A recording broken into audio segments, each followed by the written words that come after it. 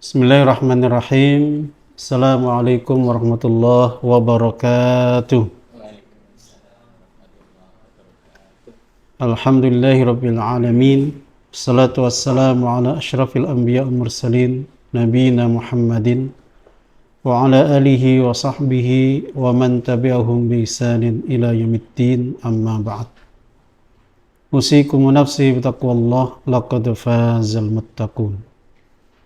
Ya, ikhwati billah, insyaallah pada malam hari ini kita melanjutkan pembahasan kita di surah Al-Ghasyiyah ya. Insyaallah kita masuk di ayat yang ke-17. A'udzu billahi minasyaitonir rajim. Afala yanzuruna ilal ibili kaifa khuliqat. Apakah mereka tidak memperhatikan? Yang zurun aslinya melihat ya, tapi melihat di sini melihat dengan disertai mengambil pelajaran gitu ya. Sambil dianalisa, sambil dipelajari, sehingga dia mendapatkan satu pelajaran gitu ya. Jadi afala yang zuruna ilal ibili kaifa khuliqat. Nah, nanti ayat-ayat yang setelahnya sampai di wa ilal ardi kaifa sutihat. Itu ayat-ayat yang isinya adalah kita itu diperintahkan untuk melihat al-kaun. Ayat-ayat kauniyah. Jadi sebelumnya kita ditunjukkan, diberikan gambaran tentang neraka, tentang surga, neraka dengan gambaran penghuninya al-ashqiya ya, surga dan penghuninya as-su'ada. Nah, artinya itu menjelaskan tentang hari kiamah. Dan selalu ya di surah Makkiyah itu orang-orang kafir, orang musyrik, mereka mengingkari terkait itu semuanya. Mana mungkin terjadi seperti itu? Gak ada hari qiyamah, gak ada hari di mana manusia dikembalikan kemudian diberikan balasan. Gak mungkin, mustahil. Nah, kemudian di ayat 17 ini Allah ingin menunjukkan kekuasaannya. Allah ingin menunjukkan kekuasaan sekaligus juga nikmatnya. Gitu ya. Dan ternyata Allah bisa. Artinya nggak ada bedanya nanti di dunia maupun di akhirat. Di dunia Allah bisa, di akhirat juga bisa. Nah ini ya. Maka coba kalian perhatikan. Jadi afala yang zuruna ilal ibili kaifa khuliqat. Mengapa mereka tidak memperhatikan ilal ibil, ke onta, kaifa khuliqat, bagaimana mereka diciptakan. Ay kaifa yasihhu lil musyrikina inkarul ba'thi wal ma'adi wastib'ad wuku'i dzalika. Mastib'adu wuku'i dzalika. Jadi bagaimana orang-orang musyrik ini mengingkari yang namanya hari kebangkitan, hari qiyamah, dan mereka menganggap jauh itu tidak akan terjadi. Sementara wahum yushahidun al-ibil allati hiya ghalibu mawashimu akbar makhlukat fi bi'atihim kaifa khalaqaha Allahu ala hadzal nahwil badi. Jadi mereka menunjukkan kemustahilan hari qiyamah, tidak mungkin terjadi. Maka perhatikan orang-orang kafir, orang musyrik, perhatikan onta itu diciptakannya itu bagaimana. Nah, kenapa kok yang dibahas onta? Ya karena orang Arab itu hewan yang paling dekat dengan mereka adalah onta. Sehari-hari mereka itu onta. Pokoknya onta itu hewan yang didambakan, hewan yang berharga. Ada satu hadis, jika engkau memberikan hidayah, jika Allah memberikan hidayah lantaran engkau, Allah berikan hidayah seseorang lantaran dirimu, maka itu lebih baik daripada onta merah. Nah, onta merah bagi mereka itu min khumurin na'am. Onta merah itu harta yang sangat berharga bagi mereka. Nah ini, di samping juga keunikan dari onta ya. Onta itu hewan yang badannya besar, kemudian kuat, kemudian ajib gitu ya, unik, mampu membawa beban, memikul beban, nurut ya, tangqadu lil waladis shaghir, walaupun anak kecil yang pegang, nurut dia. Bisa dimakan, wa tu'kal wa yuntafa'u biwabriha. Bisa dimakan, bulunya bisa dipakai, kemudian bisa diminum susunya, kuat menahan lapar, menahan haus. Artinya begitu banyak manfaatnya. Onta ya, hewan yang seperti itu manfaatnya banyak sekali untuk transportasi, untuk dikonsumsi, dagingnya, susunya. Bahkan ada yang di zaman Nabi ada yang berobat dengan air kencing onta. Ada seorang ustadz Indonesia viral waktu itu ya, minum air kencing onta. Ternyata ketika diteliti air kencing onta itu mengandung antibiotik, tapi dosisnya tinggi. Wallahu alam, yang benar bagaimana? Tapi intinya kembali bahwasanya onta ini laha manafi, dia memiliki manfaat yang sangat banyak. Tadi bisa dimakan, bisa dikendarai, bisa diminum susunya, bisa untuk memikul beban, bahkan matanya itu tertutup dengan apanya itu? Bulunya. Itu memang sudah disiapkan oleh Allah karena dia berjalan di padang pasir. Ketika ada pasir nggak masuk, tertahan oleh bulunya yang tebal itu. Nyimpen air. Katanya perjalanan 10 hari itu kuat. Nggak makan, nggak minum dia. Onta ini. Ini Mercy-nya padang pasir. Mercy nggak butuh bensin. Bensin 10 hari nggak butuh dia. Tapi habis itu kasih makan, kasih minum. Itulah uniknya onta. Artinya sesuatu yang unik begitu bisa Allah ciptakan gitu. Nah ini tentang onta, makhluk hidup, hewan yang berupa onta. Kemudian wa ilas samai kaifa rufi'at, ay wa alla yushahiduna wa ala yushahiduna as-samaa kaifa rufi'at fawqal ardi bila amadin. Coba perhatikan langit itu bagaimana ditinggikan, bagaimana tinggi sekali begitu, tapi nggak ada tiangnya. Kita bisa bayangkan langit yang begitu tinggi, luas gitu, tapi nggak ada tiangnya. Bila amadin taruna, nggak ada tiangnya yang kalian lihat. Di surat Qaf ya, tadi pagi kita baca, afalam yanzuru ilas sama'i fawqahum kaifa banainaha, bagaimana kami bangun langit itu dan bagaimana kami hiasi. Waalaikumsalam.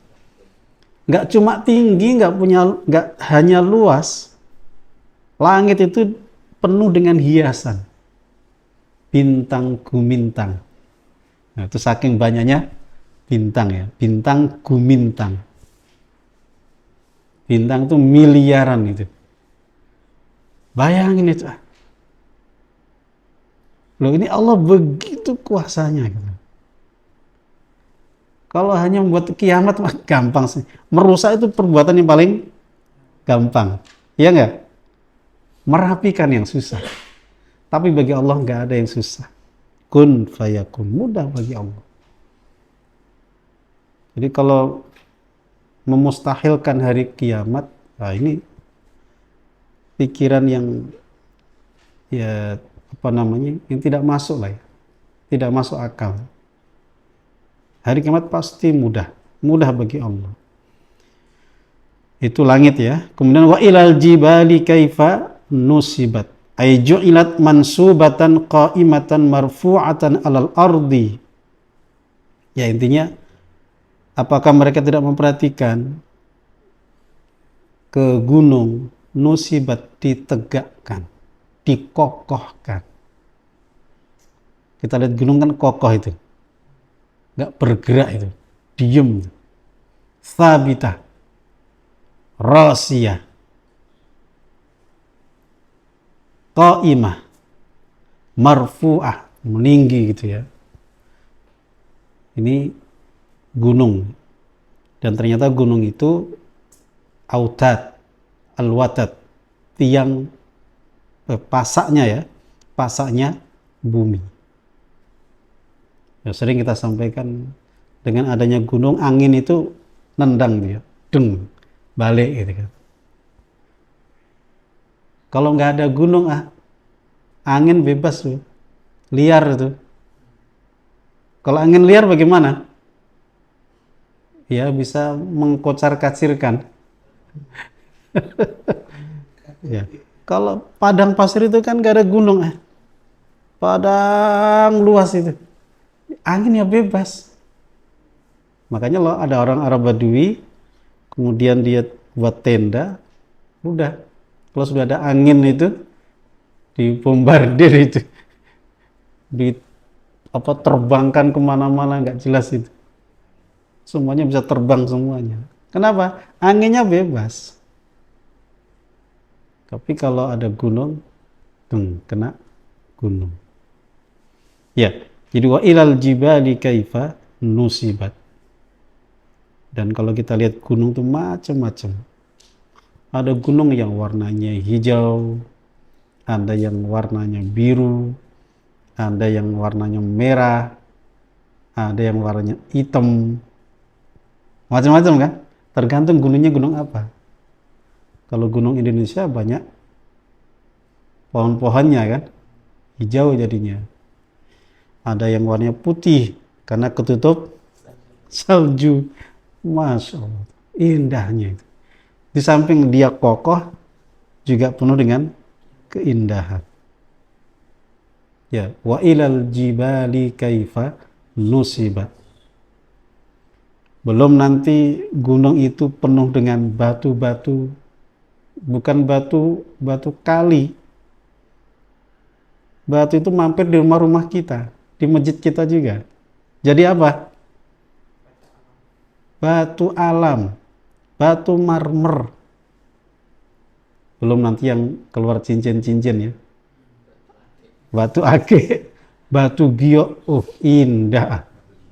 Di samping kekokohannya, ya, seremnya gitu ya, gunung gitu, tapi menyimpan keindahan itu. Jadi di balik seram ada keseraman, ada keindahan. Itulah gunung ya. Wa ilal jibali kaifa nusibat. Belum nanti ada sumber airnya. Antum bayangin, di gunung ada sumber air. Walaupun sebagian gunung nggak ada air ya. Kalau antum ke Gunung Tua, Gunung Batu ya, di Jonggol itu, Sukamakmur Jonggol itu ada apa namanya, kolam renang, itu airnya dari gunung. Airnya murni itu, bening, seger, non kaporit, enak airnya itu. Buat renang asik sekali. Ayo, ada namanya Villa Naga. Pernah dengar? Nah, itu air renangnya itu, kolam renangnya dari gunung itu. Oke. Kau udah pernah ke sana ya? Oh, gitu. Ya, jadi wa ilal jibali kaifa nusibat. Jadi di balik seremnya gunung itu, kokohnya gunung itu, di baliknya ada keindahan. Nggak cuma karena tanamannya, bukan hanya warna batu, warna gunungnya tadi ya. Ternyata batu itu dipakai manusia untuk bangun rumah, bangun gedung. Walaupun meletus sekalipun, nanti mengeluarkan apa? Pasir. Pasir paling bagus di batu bangunan, pasir apa? Ya bekas itu, dari gunung itu. Ada di Magelang namanya pasir muntilan namanya. Pasir muntilan itu pasir paling bagus. Makanya harganya mahal. Ya. Oke ya. Berikutnya wa ilal ardi kaifa sutihat. Ai kaifa busitat wa muddat wa muhidat. Bagaimana bumi itu di busitat. Busitat itu artinya dihamparkan. Wa muddat dan dipanjangkan. Wa muhidat dan disiapkan. Intinya bumi itu, ya tanah yang kita pijak ini, kita mau apakan bisa. Kayak masjid kita ini, tempatnya tinggi kan, dari bawah ke atas ini. Bisa. Antum mau apakan bumi itu, tanah itu bisa. Dan tanah ini, Masya Allah, apalagi di Indonesia, batu dilempar jadi tanaman. Tongkat dilempar jadi tanaman. Kita ngelubangin tanah sedikit saja keluar air. Belum nanti di wilayah-wilayah tertentu, buka dikit keluar minyak. Buka-buka dikit keluar emas. Buka-buka dikit keluar nikel. Oh, nikel sekarang lagi mahal. Lagi dibutuhkan manusia. Bahan untuk baterai. Karena sebentar lagi mobil itu mobil baterai. Bukan mobil pakai premium atau pertalite atau pertamax. Pakai listrik. Bahan bakunya apa listrik? Apa itu pakai listrik? Ya pakai listrik. Pakai baterai. Nikel. Masya Allah. Jadi bumi dengan segala isinya dihamparkan untuk kita. Unik loh. Bumi dengan segala isinya bermacam-macam. Dengan material-materialnya yang bermacam-macam, bervariasi. Intinya untuk mendukung kehidupan kita. Ya semakin maju, bumi ini semakin dieksplor ya. Ketemu ini, oh ternyata ini bisa untuk ini. Dulu orang kan gak kepikir minyak tanah, minyak bumi itu. Ya kan? Ada nggak dulu orang pakai minyak pertalite? Nggak ada. Tapi karena manusia mengeksplor itu ya. Ketemu, oh ternyata bisa dipakai ini, dipakai itu. Ternyata bisa jadi minyak untuk minyakin pesawat itu. Bisa terbang di atas itu. Apa namanya? Gasolin ya? Bensol. Ya, bensol ya. Kok bensin buat pesawat apa? Hah? Udah pokoknya itulah ya. Bisa membuat terbang padahal dari tanah gitu. Bisa terbang, ngalahin burung. Burung nggak secepat itu, nggak setinggi itu. Yang diterbangkan juga barang yang berat, berapa ton itu. Itu bahannya dari mana? Ya dari bumi juga itu. Masya Allah. Jadi ada tanaman, ada buah-buahan, ada pepohonan, ada rerumputan, dan bahan-bahan material yang ada di dalam bumi. Ada besi, ada belerang, macam-macam bumi ini. Ya, di samping indah juga mengandung banyak material. Dan itu disiapkan untuk manusia, untuk kita semuanya. Ya, jadi ini ayat-ayat kauniyah, mulai dari onta, kemudian langit, kemudian gunung, kemudian tanah yang kita pijak ini, yang kita tinggali. Nah, tentunya kalau orang mau berpikir, mau menggunakan akalnya, tidak ada yang mustahil. Maka kiamat mudah bagi Allah untuk mengadakannya. Bukan sesuatu yang tidak mungkin. Sangat-sangat mungkin bagi Allah Subhanahu wa Ta'ala. Nah, setelah itu, setelah melihat-lihat, memperhatikan tanda-tanda kebesaran Allah, juga sekaligus nikmat Allah, maka kemudian Allah perintahkan Nabi kita, fadzakir innama anta mudzakir. Ay fadzakir ya Muhammad an-nas bima ursilta bihi ilaihim wa idhum wa khawwifhum walfat nadharahum ila darurat ta'ammul bihadil adillah wal barahin, dan seterusnya. Jadi dengan bukti-bukti, ya, ayat-ayat kauniyah ini, sampaikan kepada mereka, ingatkan mereka tentang kebesaran Allah, tentang nikmat Allah, tentang hari kiamah nanti. Mereka hidup di dunia tidak, ya, hanya di dunia saja, akan ada yang namanya akhirat. Dan tugas Nabi mengingatkan itu. Fadzakir innama anta mudzakir. Jadi tugas Nabi itu adalah al-balagh, menyampaikan. Fa innama 'alaikal balaghul mubin. Tugas Muhammad adalah menyampaikan dengan penuh keterus-terangan.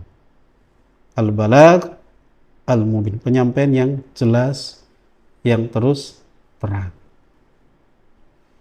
Jadi tugas Nabi itu, ya, itu basyiran wa nadhira, membawa kabar gembira, mengingatkan kabar yang buruk. Jangan sampai terkena keburukan itu. Kabar gembira, kalau itu bisa kita dapat kegembiraan itu. Itu tugas Rasulullah Sallallahu Alaihi Wasallam.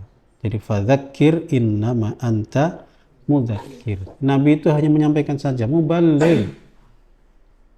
Jadi sifat Nabi adalah tabligh, melekat di beliau itu adalah menyampaikan. Menyampaikan apa? Risalah dari Allah Subhanahu wa Ta'ala, supaya manusia ini enggak lalai.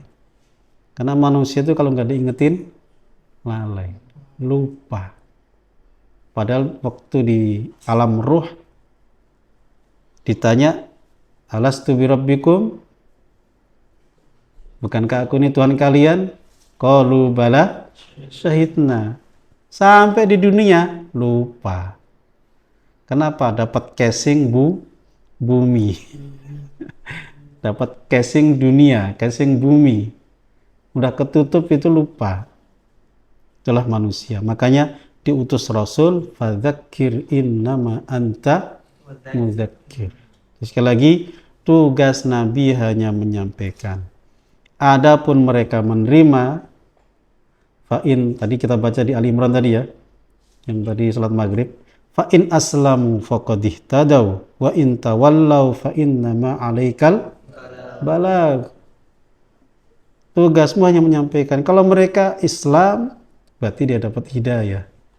Kalau mereka berpaling, ya tugasmu hanya menyampaikan. Jadi Nabi tidak bertanggung jawab apakah orang itu dapat hidayah atau enggak. Kenapa? Hidayah itu urusan Allah. Innaka la tahdi man ahbabta. Sesungguhnya engkau tidak menunjukkan orang yang engkau cintai. Ini namanya hidayah taufik, ya. Kalau yang disampaikan Nabi itu namanya hidayah irsyad. Menyampaikan itu memberikan hidayah, tapi hidayah irsyad. Tapi kalau orang itu kemudian menerima, itu namanya hidayah taufik. Itu hidayah dari Allah. Makanya Nabi itu al-hadi juga, yang memberikan petunjuk, tapi hidayah irsyad, mengarahkan, menunjukkan, mengingatkan. Ya sebatas itu. Adapun orang nerima, ya monggo. Nggak nerima, ya monggo. Tapi akibatnya, resikonya tanggung sendiri. Itu tugas Rasulullah Sallallahu Alaihi Wasallam. Hanya fadzakir innama anta mudzakir. Jadi Nabi itu pokoknya mengingatkan. Ya namanya manusia, Nabi kan manusia juga ya. Kalau ada yang dapat hidayah, senang. Kalau ada umatnya yang nolak, yang menentang, bahkan memusuhi, sedih juga. Fala'allaka bakhi'un nafsaka ala illam yu'minu bihadzal hadithi asafa. Nabi sedih juga kan? Sedih. Ya gimana nggak sedih? Pamannya, ya paman-pamannya itu ada Abu Jahal, ada Abu Lahab. Jadi orang-orang yang deket itu justru malah nggak iman, malah memusuhi, malah jadi biangnya, malah jadi apa? Gembongnya yang memusuhi Nabi. Bahkan suami istri, siapa? Abu Lahab. Abu Lahab itu dua-duanya hammalatal hatab gitu. Ya, fadzakir innama anta mudzakir lasta alaihim bimusaitir. Engkau bukan orang yang apa? Musaitir. Apa musaitir? Menguasai atau mukrih, yang memaksa. Itu nggak bisa menguasai manusia, nggak bisa menguasai hati manusia. Nerima tidak itu bukan urusan. Yang penting kau sampaikan dengan baik. Ad-dar risalah, ya, ballagh risalah wa addal amanah. Menyampaikan misi dan menyampaikan amanah. Itu tugas Rasulullah Sallallahu Alaihi Wasallam. Jadi lasta alaihim bimusaitir. Jadi muhimmahmu, tugas besarmu adalah at-tadzkir, mudzakir. Bukan memaksa manusia, bukan menguasai manusia. Ya, mungkin kau bisa menguasai manusia. Wa ma anta alaihim bijabbar. Fadzakir bil Qur'ani may yakhafu wa'id. Pernah dengar hadis nomor 8 Arba'in Nawawi? Aku diperintahkan Allah untuk memerangi manusia sampai mereka bersyahadah. Nah, harus disandingkan dengan ayat ini. Perang itu di hadis itu kalau orang-orang itu menentang beliau, menghalangi dakwah. Dakwah disampaikan dihalangi. Harusnya orang dengar nggak? Dengar. Nah, ini konteksnya begitu ya. Aku diperintahkan untuk memerangi manusia sampai mereka syahadat, sholat, zakat. Ya kan? Hadis nomor 8 di Arba'in Nawawi. Ini konteks perang itu kalau orang itu menghalangi bahkan memerangi. Sehingga kemudian menghalangi dakwah ini sampai kepada yang lain. Konteksnya begitu. Makanya tetap Nabi adalah tugasnya mudzakir. Innama anta mudzakir lasta alaihim bimusaitir illa man tawalla wa kafar fayu'adzibuhu Allahul 'adzabal akbar. Nah, illa di sini kecuali orang yang berpaling dan kufur, maka Allah akan mengadab mereka dengan adab yang besar. Nah, ini pemahaman ulama. Yang pertama, kecuali bagi yang menentang, yang berpaling dan kafir, maka Allah akan mengadab mereka dengan adab yang besar. Nah, tentunya sebelum mereka diadab di akhirat dengan adab yang besar itu, adab akhirat maksudnya ya, di dunia mereka diadab dengan kekalahan. Ini kalau istisnanya muttasil. Istisnanya muttasil. Udah belajar nahwu kan tentang istisna? Istisna yang bersambung. Engkau tidak bisa menguasai kecuali orang yang berpaling dan kufur. Artinya yang memerangi Nabi kemudian diperangi oleh Nabi. Kemudian mereka kalah. Kalau udah kalah apa? Harta rampasan perang, ada tawanan macam-macam. Sudah hina di dunia, hina di akhirat. Ada yang memaknai kecuali orang yang berpaling dan kafir, maka orang seperti ini nanti di akhirat akan diazab oleh Allah dengan azab yang besar. Jadi ada istisna muttasil, ada istisna munqati. Muttasil artinya bersambung dengan ayat tadi yang sebelumnya atau terputus. Oke.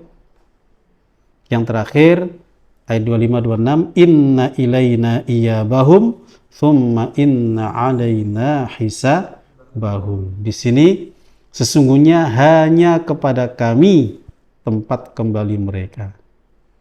Dan sesungguhnya atas kami hisabahum. Inna alaina hisabahum. Hanya kami yang akan menghisab mereka. Ya. Jadi di sini jar majrurnya ilaina sama alaina itu didepankan. Itu menunjukkan apa? Lil hasri. Apa lil hasri? Ya tadi mengandung makna hanya. Sungguhnya hanya kepada kami mereka akan dikembalikan. Nggak akan kemana-mana. Jadi orang nanti ketika sudah mati meninggal, baliknya kemana? Ya kepada Allah. Mau kemana lagi? Mau nyari siapa Tuhan mereka? Nggak ada. Semuanya akan kembali kepada Allah Subhanahu wa ta'ala. Semuanya akan rujuk ilallah. Ketika di dunia nggak rujuk kepada Allah, nanti di akhirat akan rujuk kepada Allah. Ya cuma begitu. Wa in syarran fa syarrun, wa in khairan fa khairun. Kalau di dunia isinya keburukan, ya buruk yang dia dapat. Wa in khairan fa khairun. Kalau dia baik ketika di dunia, ya baik yang dia dapat. Maka nggak ada jalan pergi, jalan menjauh dari Allah Subhanahu wa ta'ala. Nggak ada jalan menghindar, itu nggak ada. Semuanya mengarah kepada Allah. Nggak mungkin terus belok gitu, nggak mau balik, nggak bisa. Inna ilaina iyabahum. Mau nggak mengakui, ya nggak bisa juga. Semuanya akan kembali kepada Allah. Maka kembali tadi, in khairan fa khairun, wa in syarran fa syarrun. Maka sama sekali tidak ada jalan untuk lari. La mafarra lil mu'ridin, wa la khalasa lil mukadzibina minal iqab. Nggak ada jalan untuk lari, nggak ada jalan untuk menghindar. Jalan untuk khalas itu apa? Ya menghindar lah ya. Jalan untuk bebas itu dari azab Allah Subhanahu wa ta'ala. Thumma inna alaina hisabahum. Ya, nanti akan ada yang namanya hisab. Karena di dunia ini tidak semua orang zalim kadang malah mati duluan. Artinya matinya kayak enak gitu. Oh, belum tentu. Kelihatannya enak begitu. Nanti di sana azabnya paling berat. Ada orang soleh tapi belum beri balasan yang sempurna oleh Allah. Nanti dibalas secara sempurna ketika di akhirat. Ada orang baik malah mati gitu kan? Ada enggak? Nah, makanya nanti disempurnakan di akhirat. Wa innama tuwaffawna ujurakum yaumal qiyamah. Kalian akan disempurnakan pahala kalian nanti di hari qiyamah. Jadi balasan di dunia itu masih kecil kan? Kecil sekali. Rahmat Allah ada berapa? 100 apa 10? Hah? 1 dibagi di dunia untuk semua. Nah, nanti sisanya di akhirat. Artinya mayoritas nanti akan di akhirat. Jadi antum jangan berharap balasan yang sangat sempurna di dunia. Nggak bisa. Kalau ingin sempurna ya nanti di akhirat. Maka inna alaina hisab, thumma inna alaina hisabahum. Jadi hisabnya itu berada di bawah kekuasaan Allah Subhanahu wa ta'ala. Ya, semoga kita kembali kepada Allah dalam keadaan baik, dalam keadaan sul khatimah, dan hisab kita adalah hisab yang mudah.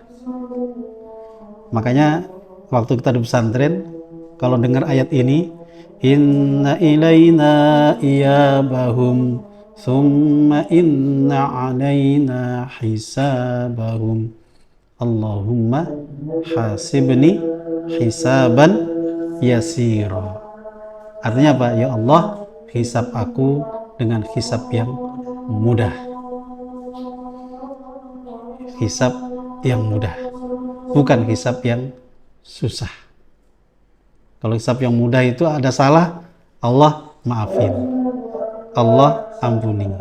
Itu hisab yang mudah. Sementara kita, ada nggak yang terbebas dari dosa? Nggak ada. Ada aja dosa. Tapi karena kasih sayang Allah, rahmat Allah, hisabnya mudah. Amin, amin ya rabbal alamin. Intahaina min surati al-Ghasyiyah. Insyaallah di pekan depan kita masuk ke surat yang ke 80 7 atau 6? 87. Surah Al-A'la. Oke, kita tutup pertemuan kita dengan kafaratul majlis.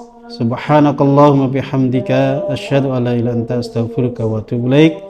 Walafu minkum. Assalamualaikum warahmatullahi wabarakatuh.